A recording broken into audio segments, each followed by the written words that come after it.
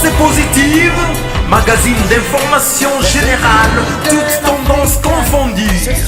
Présenté par Stella Oloa. Somo trop somo. Magazine d'information générale, toutes tendances confondues. Pensée positive, présenté par Stella Oloa. Somo trop somo.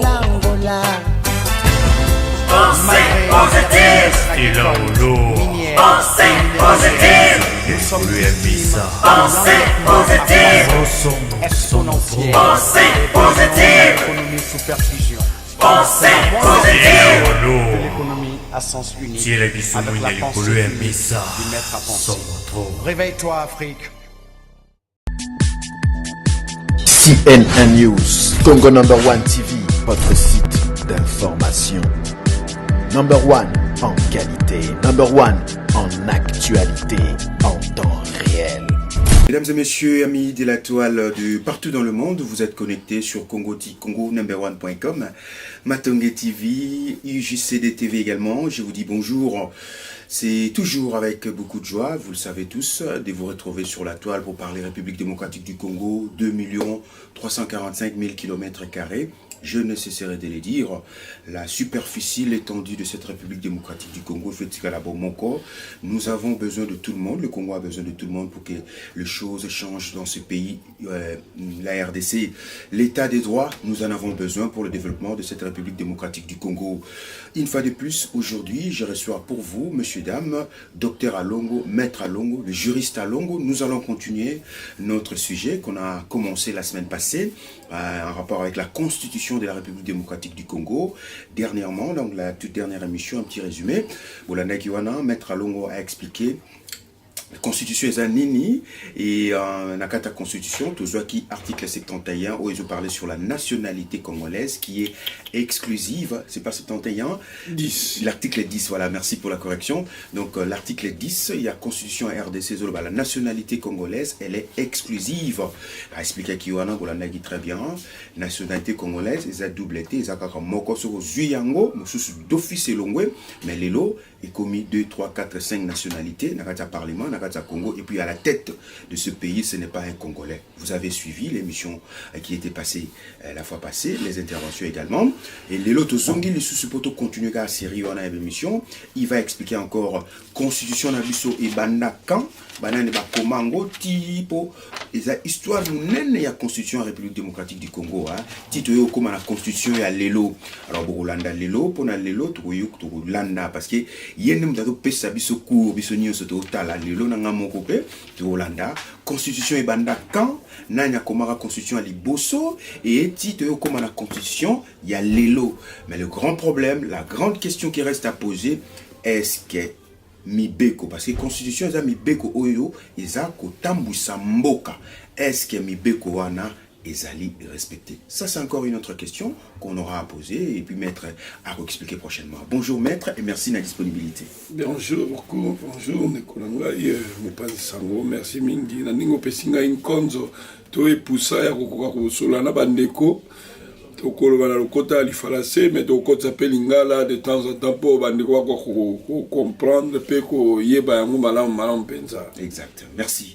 Alors pour tout banda constitution ya yambo kana biso Congo et banda mbula nini et puis banani ba komango.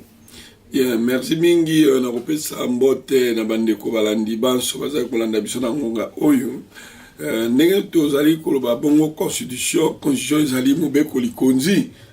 La loi mère mater iuris donc ne va bien en latin constitution ezali mibeko e kamaramboka alors namboka la biso Congo kobo ça date que natango tozwaki lipanda le 30 juin 1960 mboka la biso comme lango ezalaki République du Congo alors tango tozwaki République na Congo na 1960 tango tozwaki lipanda biso mo tozaki ba coloniser eza ba belge mutu balengela kibiso constitution ya yambo pona kopesa biso yango eza te ke biso moko nde mutu tokomaki parce que c'est normal que tozalaki nano colonie et le quoi tozalaki colonie ya ba belge esengelaki malamu ete babelge nde mutu basalisa biso mpona kokoma constitution wana yango basalelaki biso constitution ya le 19 mai 1960 oyo babengaki yango la loi fondamentale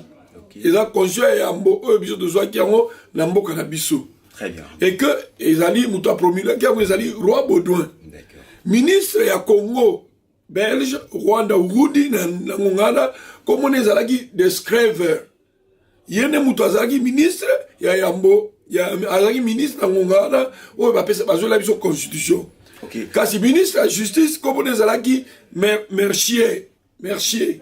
Donc voilà, nalobi bien que c'était le 19 mai 1960 que roi a promulgué yango, donc a promulgué kubwaka yango et comment bongo mombe ko pena tamza mboka ezali po biso bongo tozaki ba colonie tozaki na ba coloniser et que bango ba belge mutu ba bongisa la biso constitution là ba pesi biso ezali pratiquement copie conforme ya constitution belge. Donc constitution wana ya liboso il y a 1960 ezali na ba article 259 articles.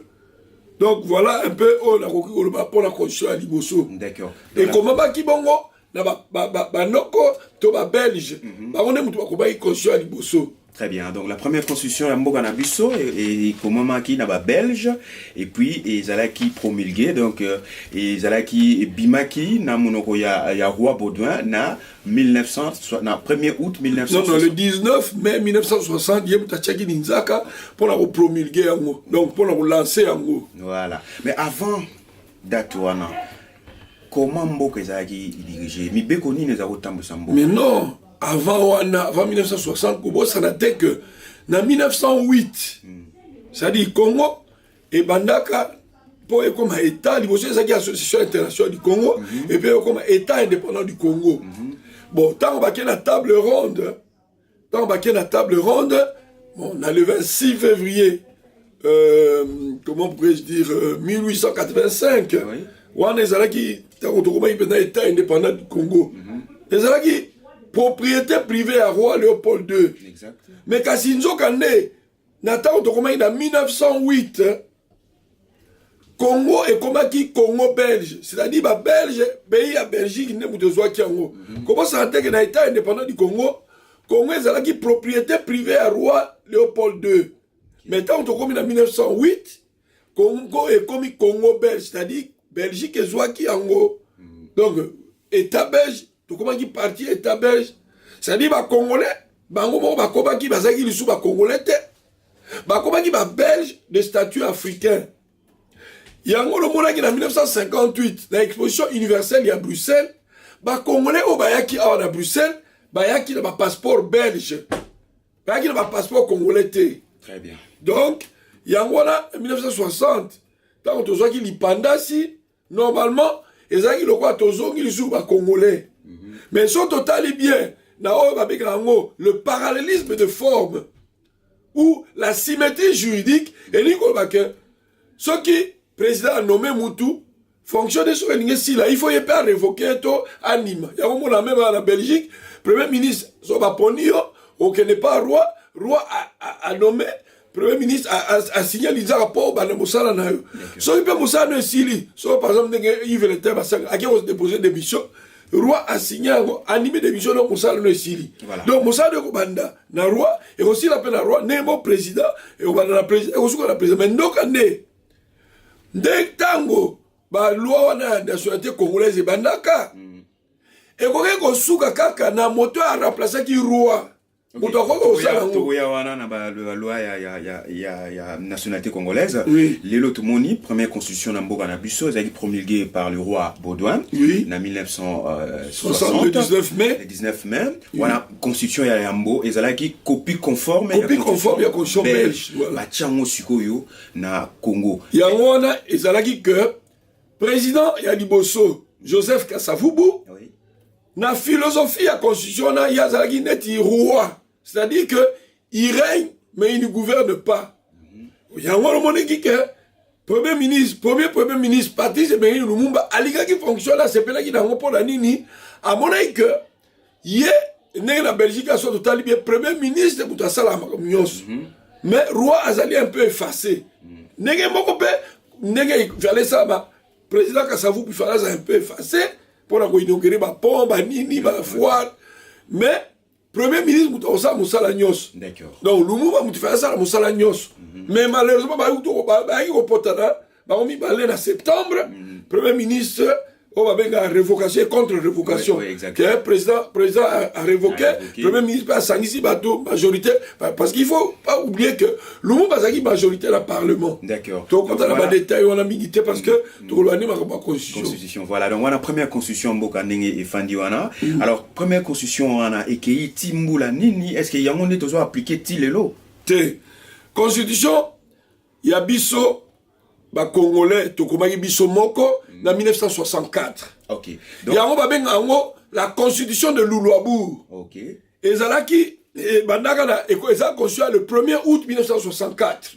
Alors, là, si moi, je vais mettre à Longo, première constitution promulguée en 1960 et en 1964, première constitution, et comme ami Yabana Mboka, Babenyango, Loulouabour. Oui, constitution de Loulouabour, oui. Et voilà. Donc, pendant 4 ans, on a, tous les régis, la constitution, il y a 1960. Conforme, il y a Belge. Tout à fait. Voilà. Et c'est ce qui a fait, nous, Belé, ça l'a fait. Nous, premier ministre, président, donc, du point de vue faisabilité, applicabilité, il y a constitution, il y a na territoire congolais. Évidemment, parce que respect à texte, c'est Zalaki bien. Premier ministre, président de la République, et d'ailleurs, ma confusion, article, je pense qu'il y a l'article 19, 20, que le président de la République nomme et révoque le premier ministre. Or, révocation, il faut contraindre ça, il y a un ministre à révoquer. Nous avons en quelque sorte, moi, confusion, mais bref, quand cela détient, tout le monde est en constitution en 1960, tout le monde est en 1964, Congolais, Moko.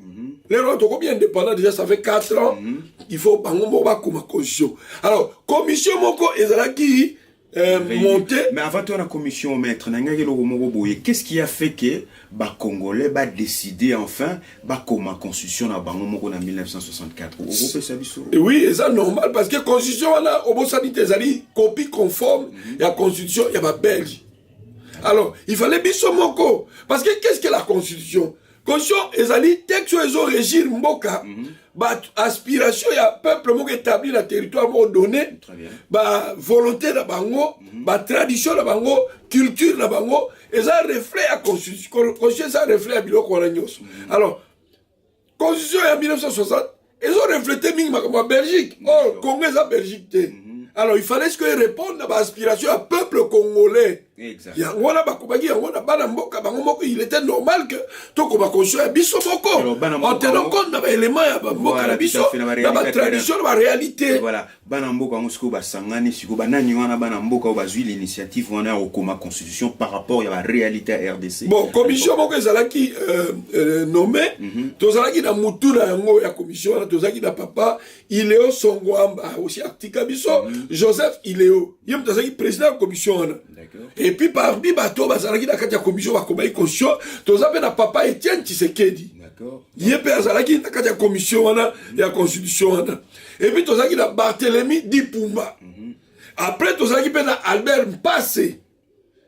Tozalaki na Umba Di Lutete, yazalaki mingi, azalaki pe souvent ministre des Affaires étrangères dans mboka na biso Congo. C'est un éminent professeur Umba Di Lutete. Et puis tozalaki na Paul Muhonda et enfin tozalaki na Henri Takizala. Azalaki pe ba ministre période ya Mobutu, Henri Takizala. Voilà. Dans mon commission à la Moutou et Dizaki. Comment ça l'appelle dans la Belgique par exemple? Dans 1830, on va se détacher qui? Dans les Pays-Bas. On va se détacher. Il y a aussi une constitution qui a été écrite ici. En 1830, voilà. Entre 1830 et 1831. Dans la commission, on a. Tozalaki dans Notom. Dans Devo. Bazaki ba belge, ba président de la commission, notre homme d'âge de Bazaki ba jeune. Moussa Bazaki d'âge de 26 ans ou 29 ans, Bazaki ba jeune juriste. Ba comment qui ont dans 5 jours, consul en Belgique. D'accord. Alors, Voilà, Siko, il y en a en 1964, commission conduite par le professeur Iléo, Joseph Iléo, Bastali Siko, commission en impôt, rédiger constitution, Bengi Loulouabourg, 1964, Oyo et Komiko diriger RDC, Natangwana. Alors, qu'est-ce qui s'est passé après? Est-ce que constitution en Loulouabourg, il y a un toujours appliqué Tilelo ou pas? Bon, on a précisé que constitution en 1964, et ça a été rédigé normalement en 1963.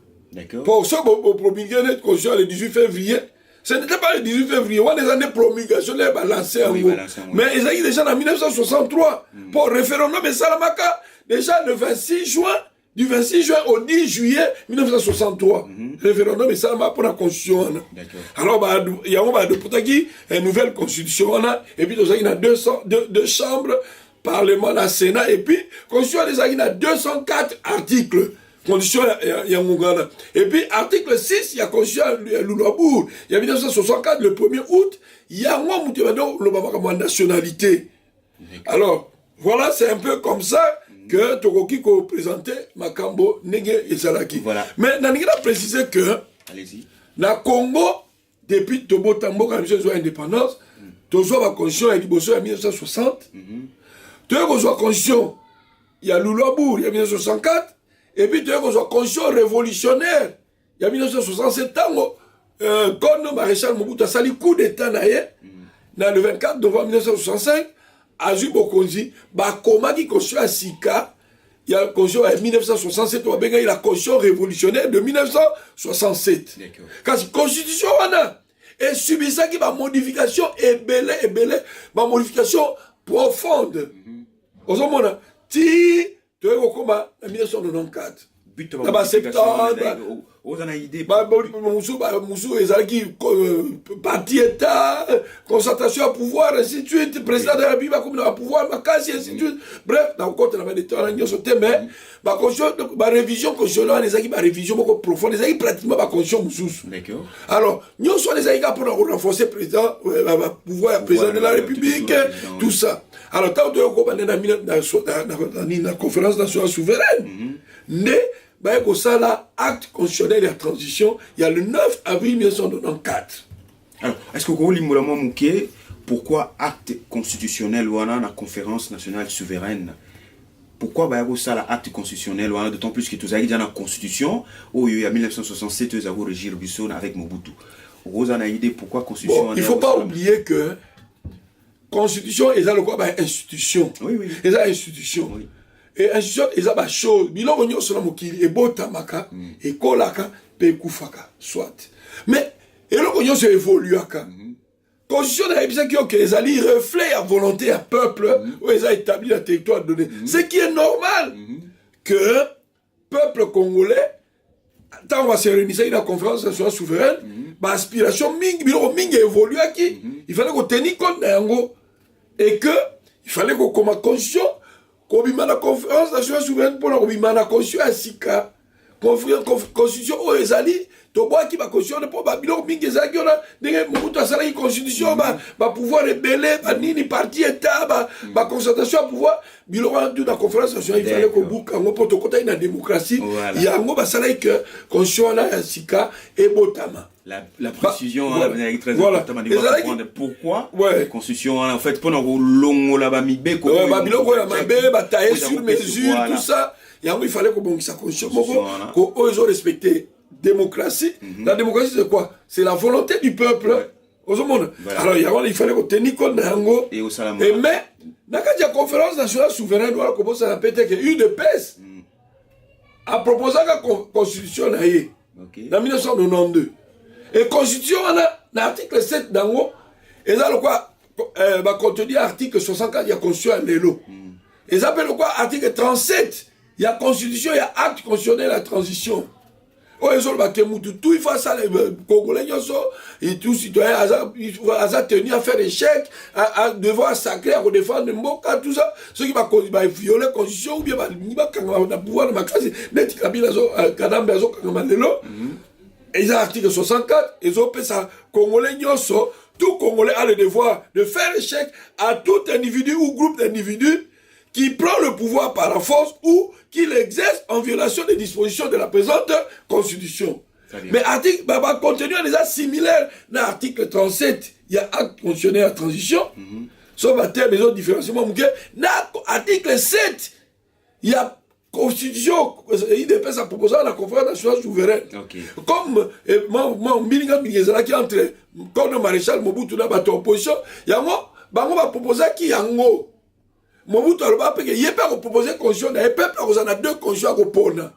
C'était un peu ça. Conférence nationale souveraine, constitution Sikebimi, et l'ongoli, tâche, l'ongoli, constitution, ils ont taillé sur mesure pour que ça pouvoir maximum d'un président, à l'époque, il y a Sikeye Robimo. Après, il y a une constitution et conduire Bissoti dans Laurent Désiré Kabila. Oui, effectivement, tout ça, la constitution, Titango, Laurent Désiré Kabila et Kouya, ne constitution et Kouya, qui constitution à l'ongoli, à titre décret, constitutionnel Moro Boezagi dans 11 articles, si je me rappelle encore bien. Moi, il y a Moro Boezagi fort, il y a une constitution Boezagi moins fort, voilà. Il y a un régir Mboka. Mais il se préparait que, parce que ce que nous devons savoir, c'est que la constitution, nous avons d'abord le pouvoir constituant, ou l'assemblée constituante. L'assemblée constituante est un groupe pour la constitution. Mais tout ça, là, pouvoir constituant absolu. Na pouvoir constitution dérivé. Pouvoir constitution absolu, c'est là, ceux qui Mboka et bimi la coup d'État, ou bien Mboka et soit dans une constitution un État qui se crée, beaucoup établir une constitution, ou bien beaucoup créer une constitution à Sika. Alors c'est le pouvoir constitution absolu, yango ne mutu et kokoma yango. Mais ceux qui constitution existait déjà, pour dire ça la révision constitutionnelle, voilà tout ça, la pouvoir constitution dérivé. Il y a un moutou et au constitution. Donc, Elingi Kolba que c'était normal que Kabila, Laurent Désiré, le quoi, c'est une révolution. Parce que quand il y a une révolution, quand il y a un coup d'État, quand un État n'a jamais existé, là, vous établissez une nouvelle, ou vous créez une nouvelle constitution. Avec Laurent Donc, on suppose que dans le contexte Wana, Nenga ça a coup d'État, Abengala Mobutu, révolution. Donc c'était normal que ma constitution à Sika. Il y a un décret constitutionnel Rwanda. Il y a quelques articles, et ça est provisoire. Malheureusement, tant qu'il n'y a pas Azum Bende, Bolibisanga, Azum Bende peut aller, il va assassiner. Alors c'est comme ça que, des dialogues intercongolais, que n'est pas sans city, ainsi de suite, il y a moi constitution intermédiaire. Après, sans situer, on peut régir Mboka. Et ça qui est temporaire pour la Mboka, il faut construire ça. Si tu as une constitution, il y a Souka, il y a le 18 février 2006. Oyo, constitution régime, ils sont actuellement. On va comment qu'il y a un Liège, Henri Mouké, Tolanda, on va traquer, on va comment constitution. Pour te dire que la constitution est à Lukuta, on va imposer le peuple constitution à Lukuta. Mais malheureusement. Peu importe, mais au moins, et peut-être qu'ils ont exprimé volonté, il y a peuple. Parce qu'au moins, ils ont dit au Télémaka, n'a comme un peuple. Et que tout ça, la volonté à peuple. Il y a un moment que Télémaka qui a même, on va dans la Mboka. Parce que le référendum, il y a Lukuta. Parce que je vais préciser qu'il y a un référendum. Référendum, c'est bon, il faut vulgariser la constitution. Référendum, c'est le quoi, élection. Élection, c'est la campagne, c'est la terre. N'est pas ça la campagne pour la constitution. Mais il faut pas vulgariser, c'est-à-dire, dans le Congo, tout ça, la 4 langues nationales. Chiluba, Swahili, Kikongo, Lingala. Il faut qu'on joue comme Malaminokwana Nyonso. Constitution moko, na Lingala, na Chiluba, na Swahili, na Kikongo. Boké au Kabula, la base, il va qu'on joue à Kikongo. Bonjour, expliquer tout. C'est ça la campagne. Bon, expliquer, il y a pas bien vulgarisation, bonjour, expliquer tout. Ils sont possibles ici. Allez, Wana Neskobokéi, pour lancer référendum. Mais c'est qui, malheureusement? Alors, tant qu'on a des gens qui vont voter, qu'on soit bon numéro, on va rejeter. On est en France, dans la période de Charles de Gaulle, il fallait qu'on vote oui ou non. Est-ce qu'on a qu'un abus sur RDC? Est-ce qu'il y a Salama Indeng? Et Salama Indeng, on a été. Imposer, puis on a imposer la Kana, il y a une constitution, dans français. Est-ce que la constitution est dans la Lingala? Est-ce que la constitution. Jamais, la constitution est dans la Lingala, dans la Swahili, ça dit qu'il y a un référendum. Donc ça, alors, référendum, on peut y faire que, depuis mes amis sincères, bon, soit constitution comme s'imposer dans Mboka. Imposer, mais qu'on imposer. Bon, c'est ça la vraie réalité. Mais ce que total, depuis le commencement, ils ont imposé la constitution depuis 1960, 64, 67. Mais en 64, ils ont imposé parce que tout côté de moi démocratie, ok. Oyo, qui na conférence nationale souveraine et au Salagano, constitution et bimi, na bateau un groupe. Oui, justement, même net acte consulaire à transition. Ça qui va imposer, qui va tout est. Pas toi, sérénité, la conférence nationale, on parle au nom du peuple. La conférence nationale est souveraine. Il faut savoir que ma décision est souveraine. Acte constitutionnel est le seul document légal ou légitime où ils ont reflété vraiment l'aspiration. Les loyaux. Oui. Voilà. Donc c'est le même seul. Constitution, ils ont faux. Ils ont fausse. Okay. Alors, même au intervenir, on appelle ça, il faut décret, on appelle fausse. Voilà, on doit préciser tout préciser le maître à Longo, docteur à Longo, juriste à Longo, à se mettre en défi, juriste à RDC dans le moment où il va prouver le contraire, ce qui le seul document où ils ont ça la reflet, il y a aspiration, il y a peuple congolais, ezali oyo ezala qui na conférence nationale souveraine.